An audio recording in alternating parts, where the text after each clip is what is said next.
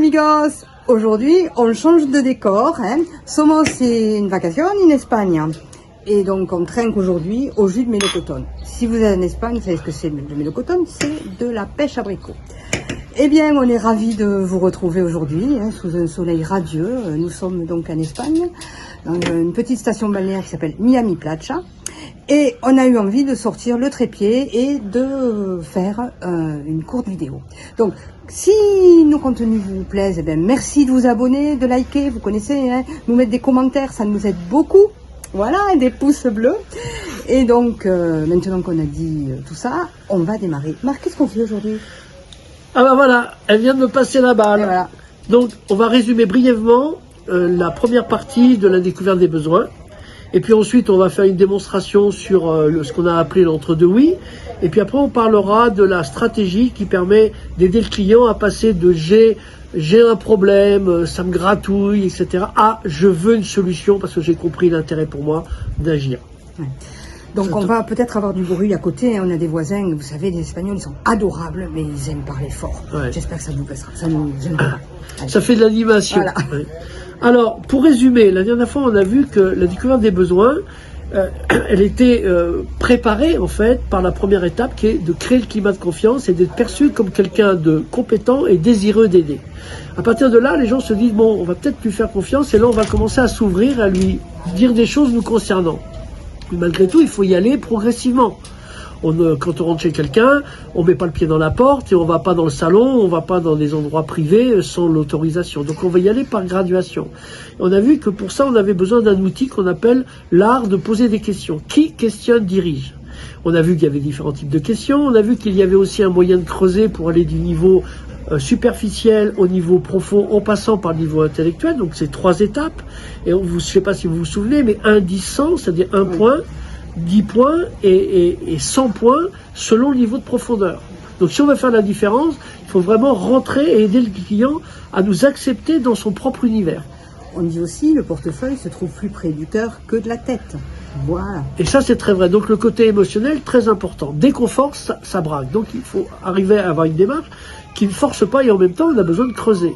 Et puis on a vu qu'il y avait une stratégie. Et cette stratégie, la stratégie qui consiste à passer du côté superficiel au travers du contexte, après on va chercher des insatisfactions, on creuse, on amplifie, on aide le client à prendre conscience des conséquences s'il ne faisait rien. Et s'il y a des conséquences négatives pour lui, à ce moment-là, on peut l'aider à regarder le bénéfice. Là, j'ai résumé brièvement ce qu'on a fait la dernière fois. Eh bien écoutez, maintenant, ce que je vous propose, c'est qu'on en rentre un peu dans le détail. C'est ce qu'on avait dit, on avait dit qu'on se ferait une démonstration. Et oui, allez, on s'est préparé là comme des acteurs à faire cette démonstration. Donc on va tester l'entre-deux oui. Comment on passe du niveau superficiel au niveau intellectuel. Là on va faire ça en 30 secondes, mais évidemment un entre-deux oui ça peut durer 1 à 2 minutes et puis on peut les enchaîner les uns derrière les autres. Donc Daniel me disait oui, moi j'ai un hobby, c'est le trading. Et là, je fais la première partie de l'entre-deux oui. Ah, mais c'est intéressant, dis-moi Daniel. Mais alors, je peux me permettre de te poser quelques questions par rapport au trading ? Allez, d'accord. Okay.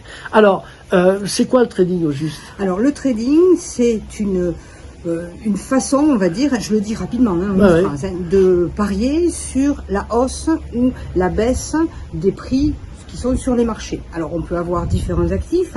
Moi je trade essentiellement sur un indice américain qui s'appelle le Dow Jones, qui est un conglomérat des 30 plus grosses entreprises aux États-Unis.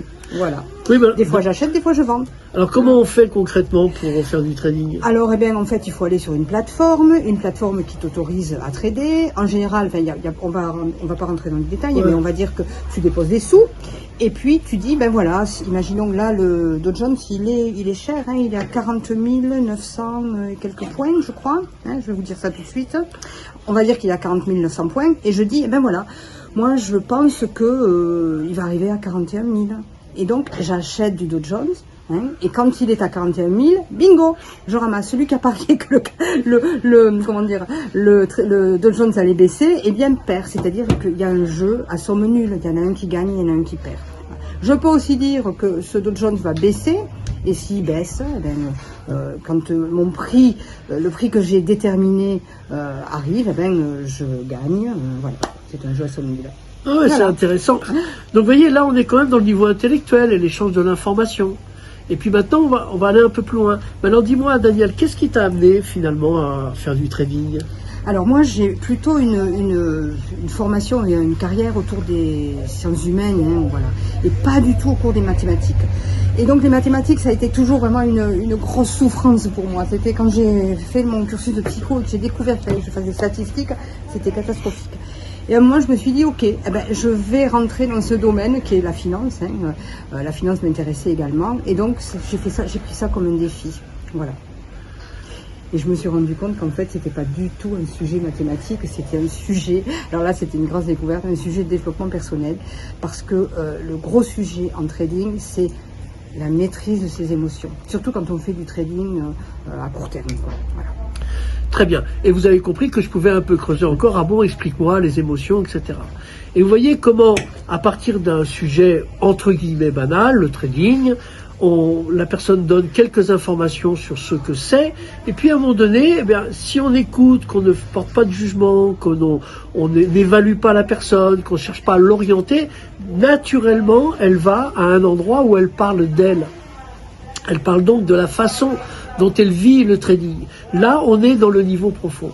Et j'aurais pu évidemment continuer et découvrir qu'est-ce qui se cachait derrière ce phénomène émotionnel, etc. Et c'est intéressant d'ailleurs de voir qu'une psychologue, au travers d'un défi sur les mathématiques, reconnecte avec le sujet central de beaucoup de choses, qui est la façon dont les gens vivent leur expérience, donc le côté émotionnel. Voilà, donc c'était pour vous donner un peu de masse, un peu de matière sur l'entre-deux oui.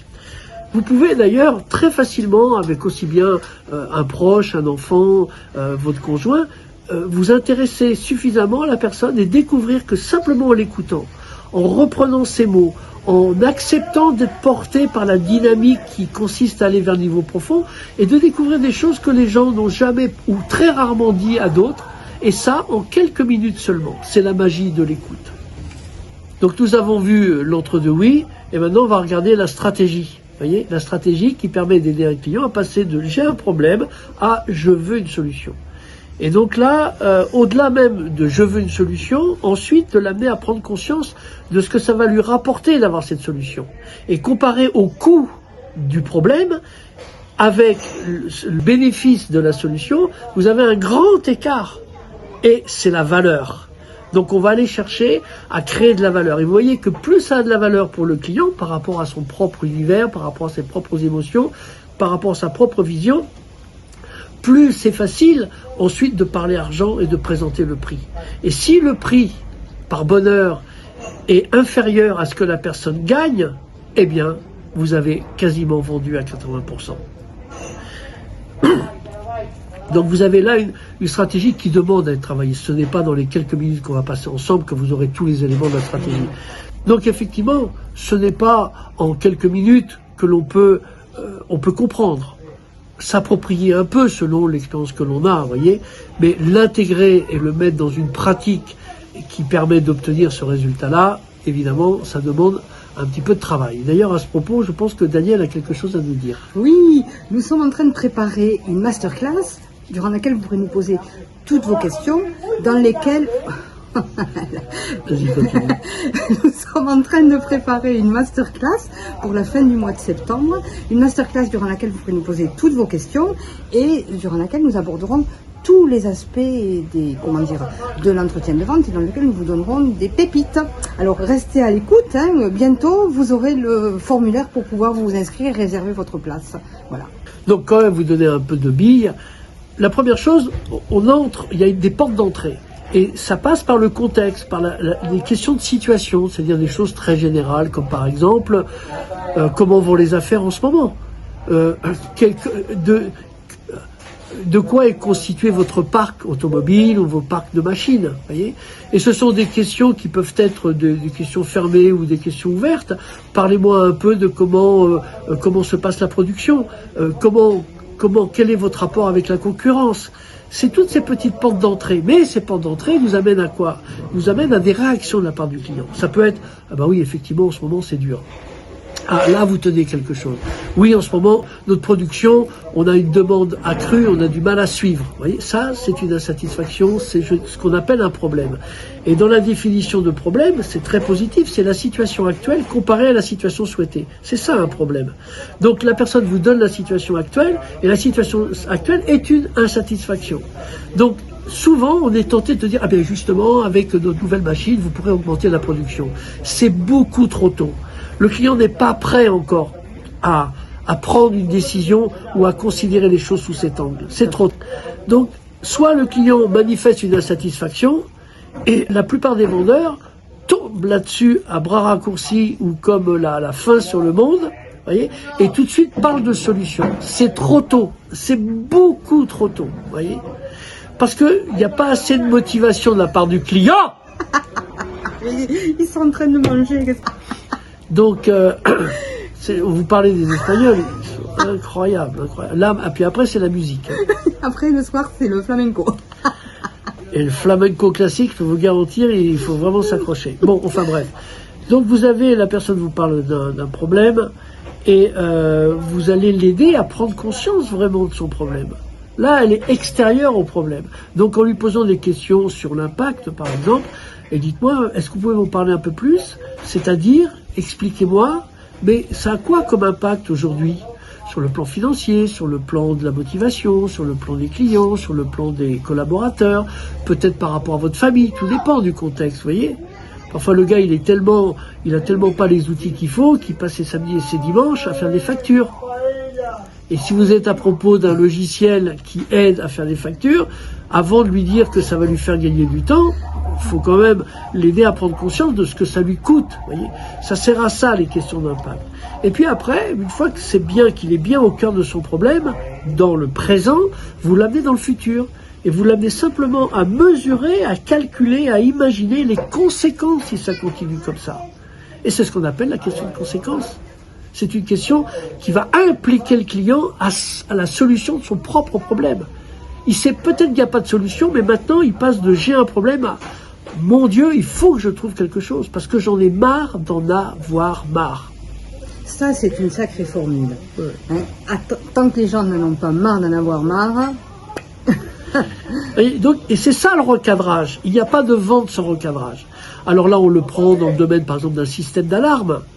Voilà, aujourd'hui, bon, très bien, je suis très heureux qu'on se rende compte comment vous nous avez connus, blablabla, blabla, très bien. Et ça me paraît calme dans le quartier, voyez? Oui, bah, vous savez, dans le quartier, c'est encore calme, mais là, à côté, dans le quartier d'à côté, franchement, on est très inquiet. Ah bon, expliquez-moi ce qui se passe, voyez? On n'est pas en train de lui sortir le bouquin où on montre la catastrophe que si les gens rentrent chez vous, quoi. Donc, à partir de là, il va commencer à nous parler. Et il va nous dire, bah oui, effectivement, j'ai un ami, ah bon, racontez-moi. Et cet ami, quand je suis arrivé chez lui, c'est vraiment une catastrophe. Ils avaient fait ça, ils avaient fait ça, ils avaient fait ça. Vous voyez, vous n'êtes pas en train, vous l'aidez simplement à rentrer dans le problème, à confronter la situation. Et puis quand il a bien confronté la situation, vous l'amenez simplement à faire le lien à si ça lui arrivait à lui. Mais dites-moi, vous pensez que demain, ça peut arriver chez vous? Ou la personne lui-même va le dire. Et vous pouvez même le faire en disant, oui, mais vous pensez que ça va vous arriver? C'est un quartier qui est quand même tranquille. Et la personne va dire, oui, ben vous savez, voilà, j'ai entendu dire que... Et là, avec sa propre imagination, avec ses propres logiques, il va regarder qu'effectivement ça peut arriver. Et là, vous pouvez lui dire, mais dites-moi, si ça se produit, ça a quoi comme conséquence pour vous? Oui. Et donc là, eh bien, il va vous dire un certain nombre de choses. Et vous avez quelqu'un qui est passé de « oui, il y a un problème, ça commence à me préoccuper un peu » à quelqu'un qui, là, veut une solution. Et comme c'est vous qui l'avez aidé à aller le plus loin, comme c'est vous qui avez fait le meilleur diagnostic, donc c'est vous qui lui avez appuyé là où ça fait mal, il vous perçoit donc, à juste titre d'ailleurs, comme une personne compétente. Et comme une personne désireuse vraiment de l'aider, vous voyez, parce que vous avez posé un diagnostic, pas simplement intellectuel, mais un diagnostic émotionnel. Et c'est là où les grands vendeurs, et les grands vendeurs sont simplement ces gens qui savent faire ça. Donc, fondamentalement, tout le monde est potentiellement un grand vendeur, à condition d'utiliser une technique qui va permettre de travailler sur, Daniel elle est morte de rire, qui va lui permettre de travailler sur l'émotionnel autant que sur l'intellectuel.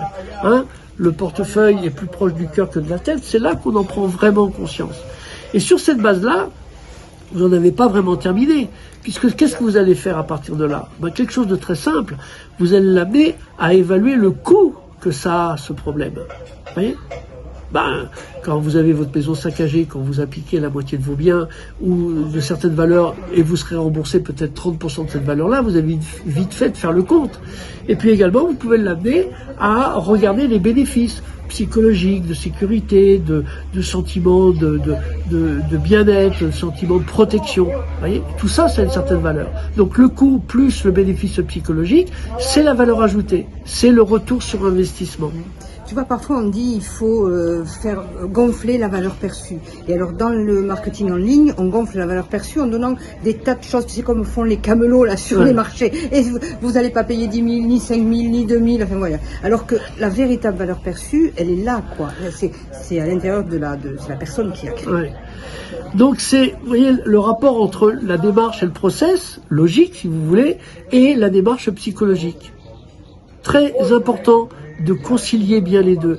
Et quand vous montez un diagnostic et tout un questionnement qui est basé sur cette notion, sur cette logique, vous vous retrouvez avec un outil qui va servir de levier de motivation considérable. Après, sur cette base-là, vous pouvez simplement dire, donc, s'il y avait une solution, si je vous pose la question, l'état des saints, bien sûr, s'il y avait une vraie possibilité de vous garantir ce type de protection, est-ce que ça vaut la peine que je vous en parle? Vous voyez ? Et là, à ce moment-là, vous avez la possibilité de faire une démonstration fonctionnelle. Vous allez vous montrer comment ça marche, le système de protection, dans le cas où vous vendez un système d'alarme, de telle sorte que la personne comprenne qu'effectivement, indépendamment du prix, ce système va lui permettre d'atteindre l'objectif qu'il se fixe. Vous voyez, la chose qu'il désire.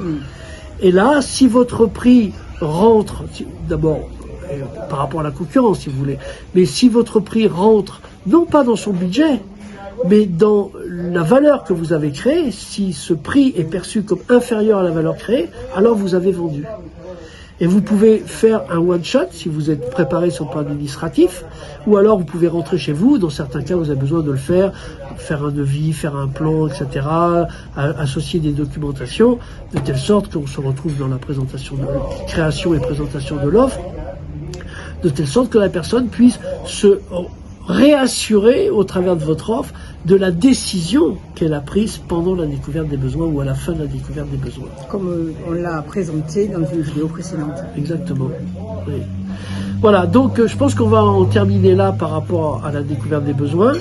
Je réfléchirai à voir s'il est possible de présenter une étude de cas construite, par exemple, qui reprendrait, qui nous permettrait de présenter le démarrage de l'entretien, voyez, et puis de vous présenter une étude de cas pour que vous ayez vraiment tous les éléments qui vous permettraient à vous de vous construire votre propre démarche. Voilà. Donc moi je pense que j'en ai terminé de mon côté. Pour toi, Daniel? Eh ben écoute, moi j'ai rien de plus à rajouter, si ce n'est qu'on vous donne rendez-vous à la semaine prochaine et puis bien, vraisemblablement dans la description vous allez trouver la possibilité de vous inscrire à la masterclass durant laquelle vous pourrez nous poser vos questions et durant laquelle on fera vraisemblablement un balayage complet et on vous donnera quelques tips vraiment de bien de chez nous. Voilà, on vous dit à la semaine prochaine et merci de votre écoute. À très bientôt. Ciao, ciao. Et puis nous, on pardonne aux Espagnols. et on va se baigner. Allez, ciao, ciao.